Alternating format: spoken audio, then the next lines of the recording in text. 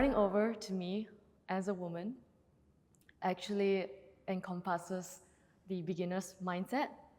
So I'm always talking about the beginner's mindset to anyone that are asking for advice on how to start over, because it's very daunting to start and having that ego of not being good at something.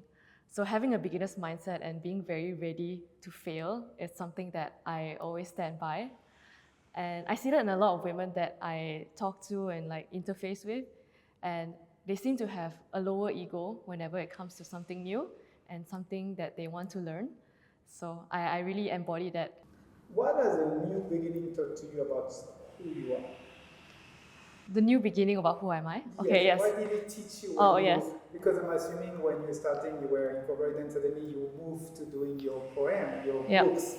So what did that teach you to you? I'm still in corporate actually in PlayStation, and while part-time I have my own publishing company, Penwings Publishing. And how this mindset helps me and shape me as a person, it does so every single day, because every single day the challenges are different and it's very difficult and new.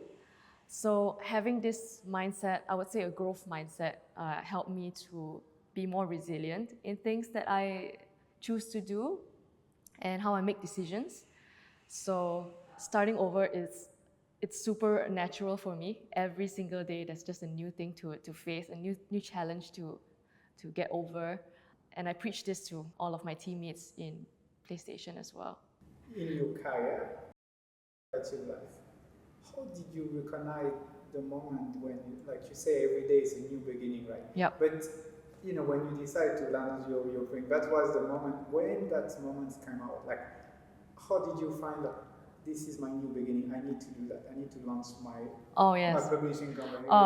So the very prominent new beginning that I had was almost 9 years ago when I was 24 years old. It was my first job in an advertising agency.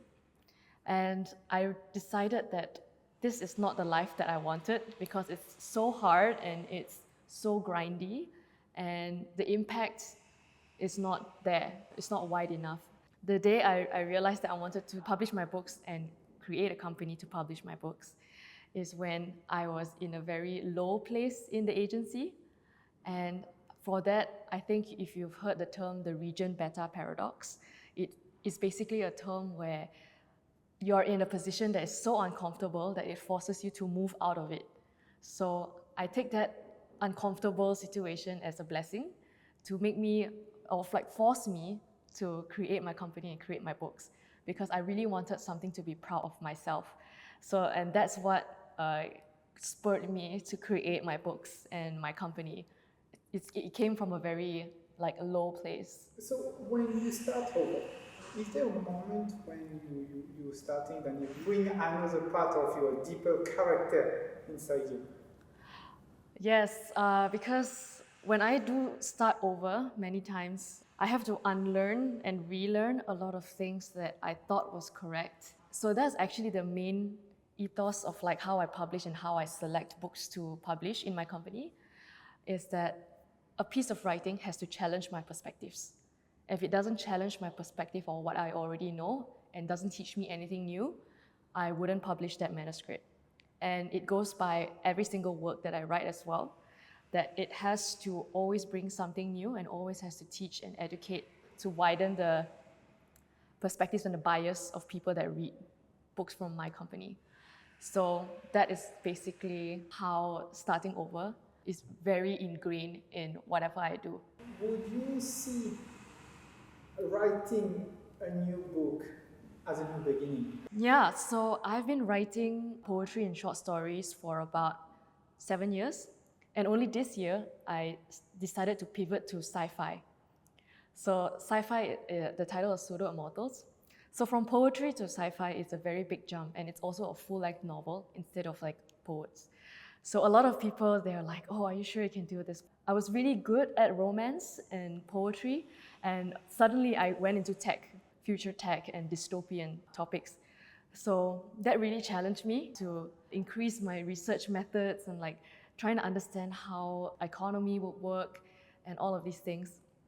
So that I would say is the most recent new beginning this year that I have faced from being a poet to a sci-fi novelist. The other challenge I think for you was to go on, being corporate, even though you're still in corporate, but the challenge to launching your own company. That was also a new beginning where you faced many challenges, I can imagine. It's a lot of challenges because 9 years ago, most books that are published in Malaysia are just educational books. There is no fictional books. Nobody knew how to sell poetry, nobody knew how to sell fiction. And the average reader per Malaysian per year is only one book a year. So the odds are stacked against me. Malaysians don't read, publishers don't know how to sell fiction books. I do take calculated risk, but I did see Lang Lev, a fellow poet from Australia who is doing quite well in Malaysia. So I was thinking maybe I could get a bit of a market share. So I just needed that one small validation of the market that I want to take, I would say.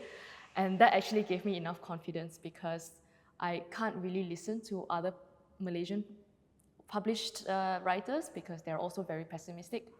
So I kind of have to just pave my own way and like delusionize myself that whatever I'm trying to do is going to make sense, which finally it did. Marketing, PR, I kind of created all different ways to market books. And people didn't really see that as like a way to market books before, but after they've seen how my company does it, they started to mimic my company. And the thing is, I'm pretty fine with people mimicking as well. Because of that, it grew the whole book community in Malaysia over the 8-9 years.